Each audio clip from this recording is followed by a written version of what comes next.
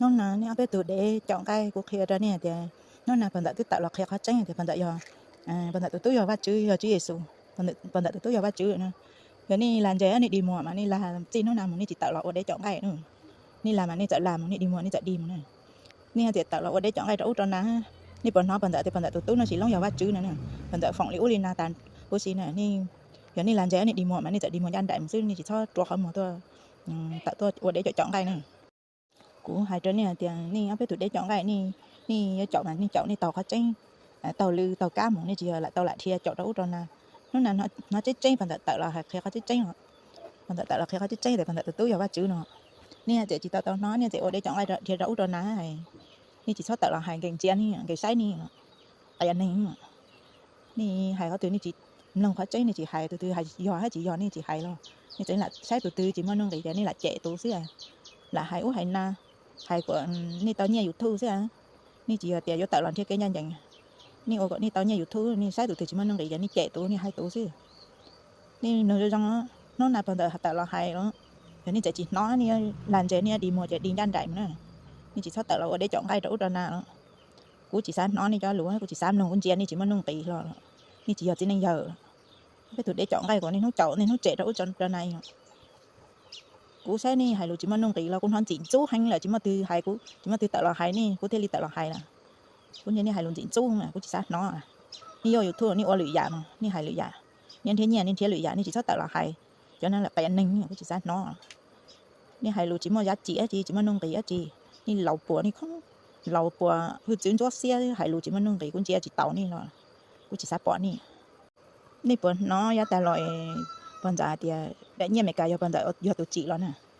nhiên mấy cái bây giờ tụi chị rồi chỉ giờ mấy cái nè ni bữa tao nói thế nè chơi ni đi mua ni làm gì ni chỉ nói cho nó có bây giờ tạo là hay bây giờ tạo là nó là bây giờ tạo đại video chết chia nó là thì có chơi thì bây giờ tụi tôi giờ bắt chữ tiền nó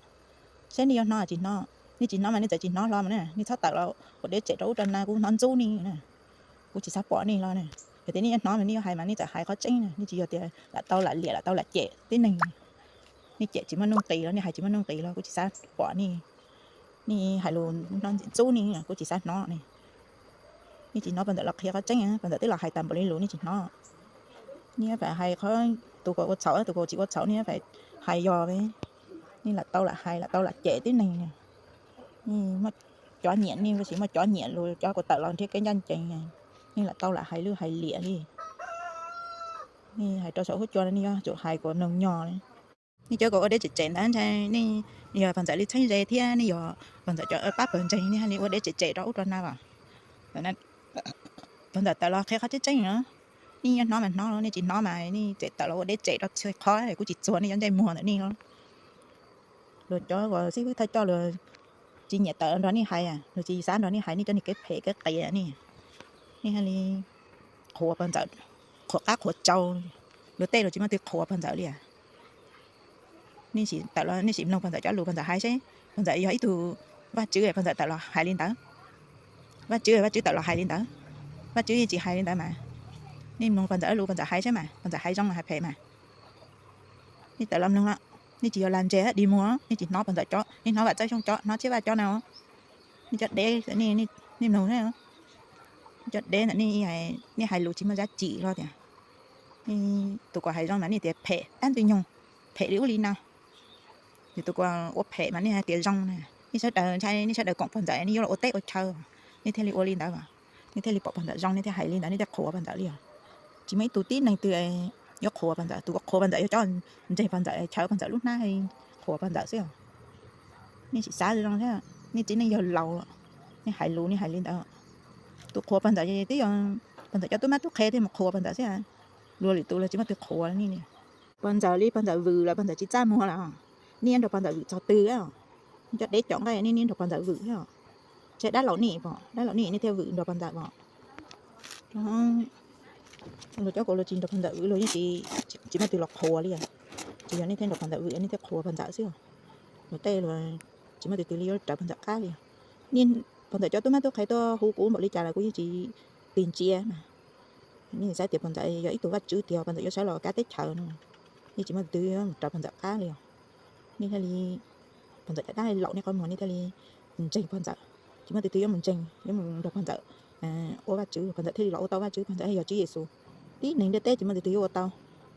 phần tự chỉ cha mùa ni đọc phần tự ô cho từ ni đọc đê nữa ni chỉ có cha mùa đó cú ba ni cha mùa ấy cú mà cú mấy từ chênh rè tiền giờ ba chữ mà cú ba cha mùa ấy thì ni chỉ có cha mùa liền nó là phần tự thiên nhau phần tự tú nó chỉ lắm là cho đá cho chia là tọ cho tí này còn xếp phèo luôn để tên nè phần tự thiên nhau là cái trong tù tin nó nằm mà vô cái chạy vô bột chua mà tin nó nằm mà ni tự làm nó ni cho để chọn cái không ni tự làm nó phần tự cho luôn phần tự hay không ni chỉ tự làm nó ni sẽ đó cái chạy vô bắt ít toàn tu ha chạy cũng chỉ cho ni cho chạy mỏ ni thôi cho chạy mỏ để ni cũng non chú ni ôi thôi mà ni ôi rồi rong ni chỉ cho lần đầu phần tự in cả cũng non chỉnh chú ni em nói đó là phần tự cho phần tự tu nó chỉ lông lọ gọi là cho tay lọt tỏi cho tí này xếp phèn lọt tỏi cho tí này xếp phèn chỉ chén phao cho cứ tí phong như còn lọt tại chặt phần tự nó là phần tự cho khi trong tủ lọ dân trong